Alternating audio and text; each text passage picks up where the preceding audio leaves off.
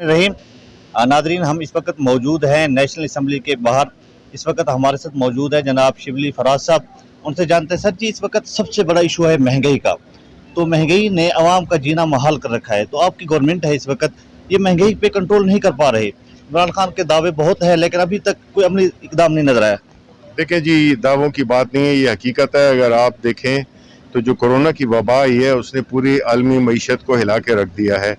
अगर आप बाहर की मार्केट की जो प्राइसेस हैं, जिस तरह के ऑयल हो गया, जिस तरह पेट्रोल हो गया, जिस तरह दालें हो गई, जिस तरह और आइटम्स हैं जो कि हम इंपोर्ट करते हैं, तो उसमें 40 से लेकर 80% तक इजाफा हुआ है उन कमोडिटीज़ का। अब ज़ाहिर है जब हम इंपोर्ट करते हैं, ये तो हमें पूछना चाहिए कि हमारे 70 साल हो गए हैं, क्यों नहीं हम अभी तक दालें लगा सके। ऑयल के लिए हम एडिबल ऑयल जो खाने पीने का तेल होता है, खुर्दनी तेल होता है, ये भी हम इंपोर्ट करते हैं। तो ज़ाहिर है कि जो जिस तरह आपकी गाड़ियाँ हैं, ये तो अमीर आदमियों का मसला है ना, लेकिन चीज़ें इसलिए ये गाड़ियों की कीमतें बढ़ती हैं क्योंकि इसकी जो वो है वैल्यू है डॉलर, वो इंटरनेशनली होती है कि वो महंगी हो जाती है।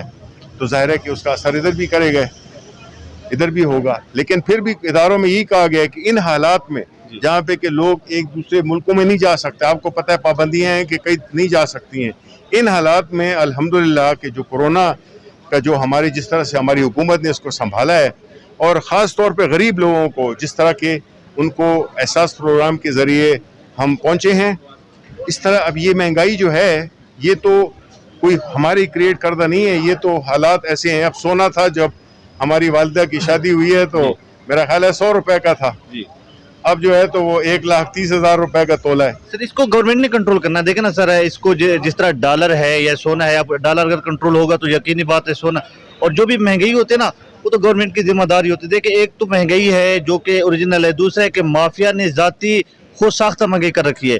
इस वक्त आवाम को खुद साख्ता महंगाई का भी सामना है और जो भी महंगाई पहले से है वो भी सामने है और खुद साख्ता महंगाई गवर्नमेंट इस पे भी कंट्रोल नहीं कर पा रही। नहीं कंट्रोल, देखें हुकूमत कौन सी हुकूमत चाहेगी कि उसके अवाम उससे नाखुश हो? कौन सी हुकूमत चाहेगी कि उसके अवाम तकलीफ में हो? कोई हुकूमत नहीं चाहेगी, और ख़ास तौर पे हमारी हुकूमत।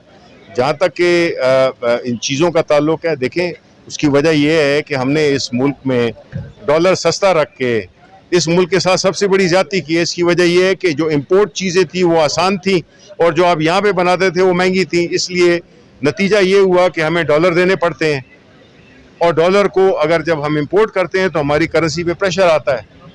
ये जो 100 कुछ से जो कि था मसनूई तौर पे रखा गया था, जिसके लिए आपने डॉलर अरबों डॉलर लगाए, इसहाक डार ने खर्च किए कीमत को मसनूई तौर पे बरकरार रखने के लिए, तो उसका नुकसान आज हम भुगत रहे हैं। सर आखिरी क्वेश्चन ये है कि इस वक्त सऊदी अरेबिया में खलीजी ममालिक में हमारे जो सफरी पाबंदियाँ हैं वो कब से ख़त्म हो रही हैं, और कब से ये जो चूँकि हमारी जो इस वक्त पाकिस्तान से लेबर जाती है ना, वो इस वक्त काफ़ी तकरीबन 8-10 माह से वो इस वक्त परेशानी में मुब्तला है। सफरी पाबंदियों की वजह से लोगों के इकामे ख़त्म हो रहे हैं। तो आप इस पर क्या कहेंगे? फिर आप कहते हैं कि जी चीज़ें इस सूरत हाल में आप अंदाज़ा लगाए ना, आपने खुद ही कहा है कैसे एक्सपोर्ट होगी, कैसी चीज़ें सस्ती होंगी।